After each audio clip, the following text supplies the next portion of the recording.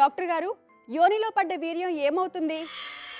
యోనిలో వీర్యం పడ్డ తర్వాత అది నీరులాగా మారడానికి కనీసం 15 నుంచి 20 నిమిషాలు పడుతుంది. మనకి పెరుగు నెయ్యి ఎలా అయితే ఉంటుందో ఆరగానే అది పేరుకుపోయి ఉంటుంది, జిడ్డుగా ఉంటాయి.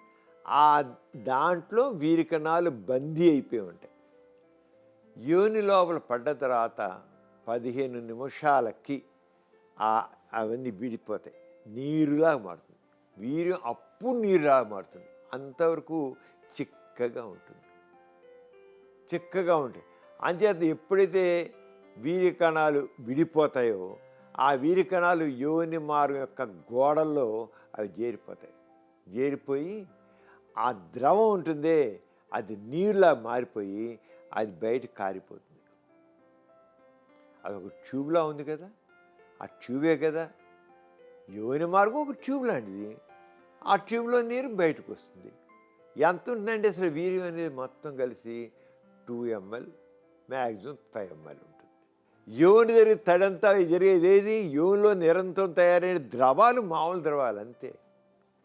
అంచేత యోనిలో పడ్డ వీర్యం ఏమైపోతుంటే ఏమవుతుంది? ఇప్పుడు వీర్యంలో వీర్యకణాలు రాసి ఎంత ఉంటుందండి?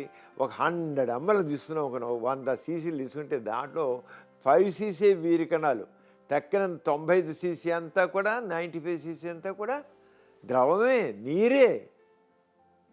కానీ 100 ml ఇప్పుడు ఉన్నది కదా, మనం చూసేంత 2.5 ml, 3 ml అంతే. మహా అయితే 5 ml. ఎంత ఉంటుంది నీరు ద్రవ్యం? అంచేత ఏమైనా బయటకు ఎక్కడ కొద్ది నీరు ఉంటే శరీరంలోకి పీల్చేస్తుంది, తర్వాత రక్తంలో చేరుతుంది, తర్వాత బయట నెట్టి పారేస్తుంది. మనం అంచేత వీర్యం ఏమైపోతుంది అనేది ఆలోచించడం అనవసరం.